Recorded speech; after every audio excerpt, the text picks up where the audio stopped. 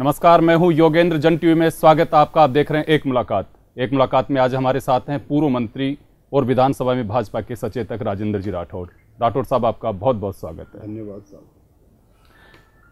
राठौड़ साहब, वर्षों से आप राजनीति से जुड़े हुए हैं। आपने कैरियर की शुरुआत राजनीति से ही की, संघर्ष भी किया, भले ही समाज के मामले रहे हों या छात्र जीवन के, और फिर राजनीति से जुड़े हुए हों। ये जो सफ़र आपने तय किया विश्वविद्यालय से और विधानसभा तक का, बहुत सारे मोड़ देखे आपने, क्या अंतर देख रहे हैं आप, जो लगातार एक दिशा जो देखना चाह रहे थे उसमें? मेरे जैसे व्यक्ति का राजनीति में पदार्पण, इसको आकस्मिक घटना भी कह सकते हो। ना मेरे परिवार ने कभी राजनीति में की, ना मैंने कभी सोचा था।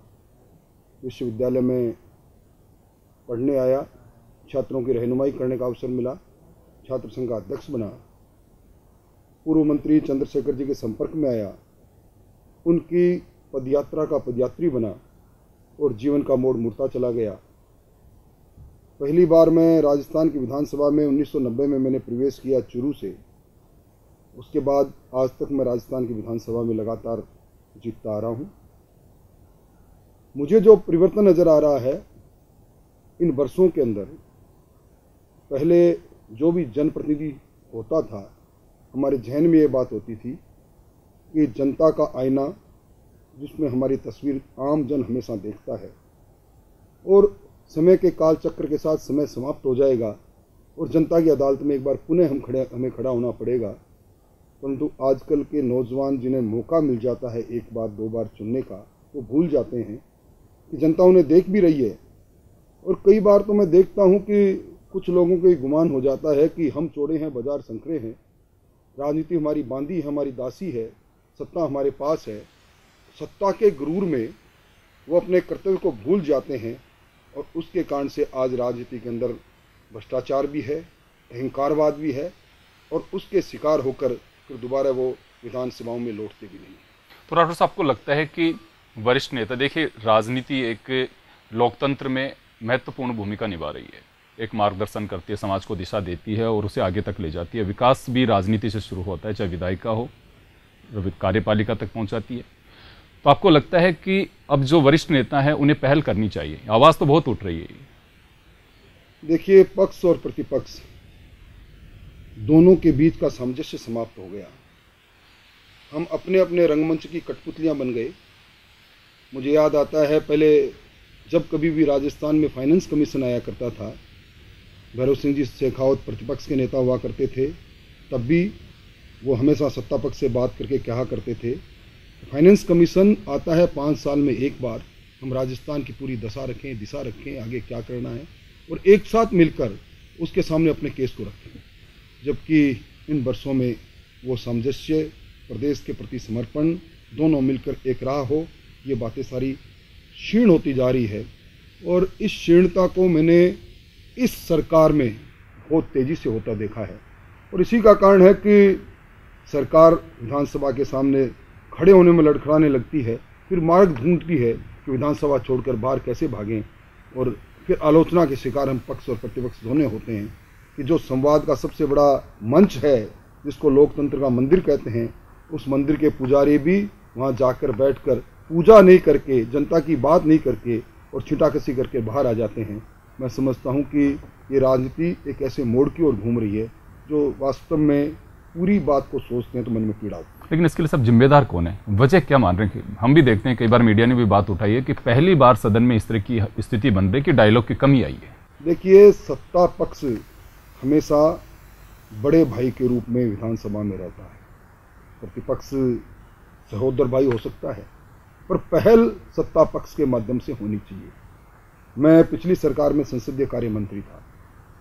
कई ऐसे नाजुक समय भी आते थे जब गतिरोध पैदा होता था, तो हम आगे बढ़कर प्रतिपक्ष के नेता को, उनको विधानसभा के अध्यक्ष जी के कक्ष में ले जाकर उन सारे मतभेदों को, उनमें कोई भ्रांतियां, उनको दूर करने की कोशिश करते थे।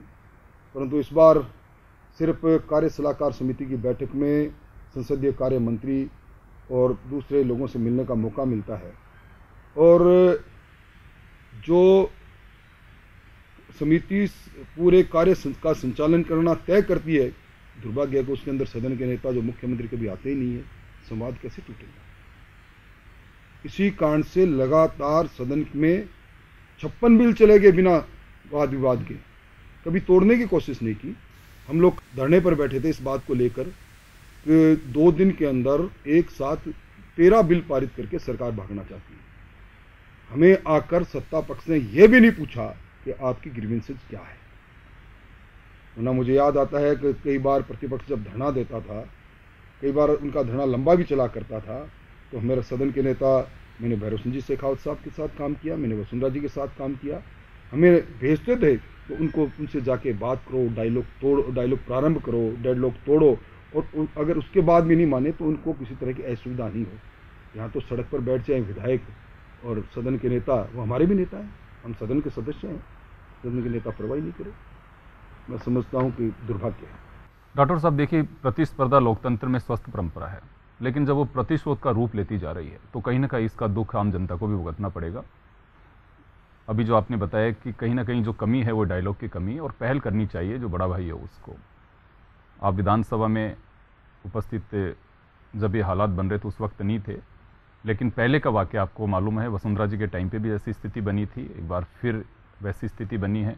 सर्वदलीय बैठक विधानसभा अध्यक्ष ने बुलाई, उसमें आपके लोग भी गए थे। न्यायपालिका और विधायिका को कई बार ऐसी स्थितियाँ बनती है अपने अपने अधिकार को लेकर के और कार्यक्षेत्र को लेकर के।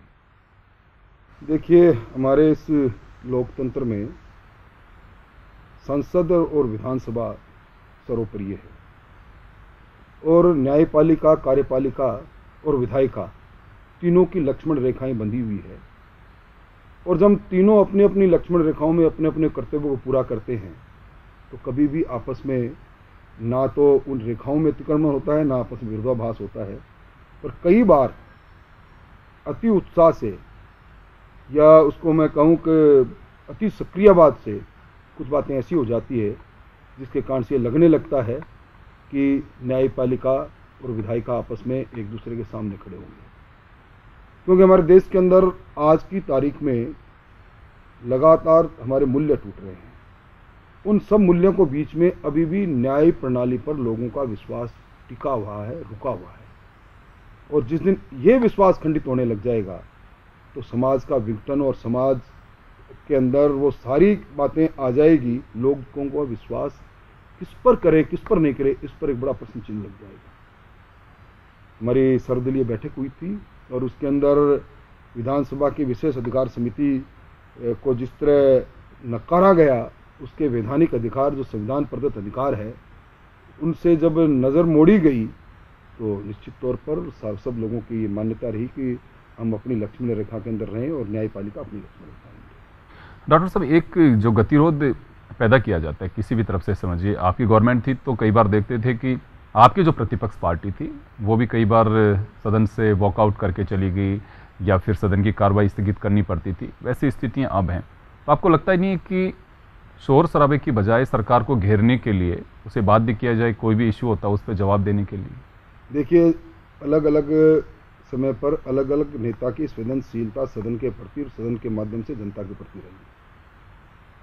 मुझे वो समय भी याद आ रहा है जब 1990 से 1998 तक माननीय भैरव सिंह जी मुख्यमंत्री थे, तब मुझे उप मुख्य सचेतक और स्वास्थ्य मंत्री के रूप में उनके साथ काम करने का मौका मिला था।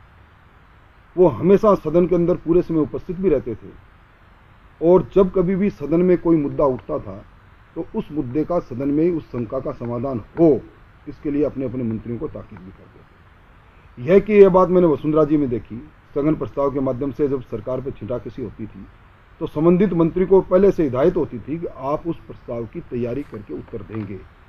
और ये अब इस विधानसभा में मैंने देखी, हम आरोप लगाकर चले जाते हैं।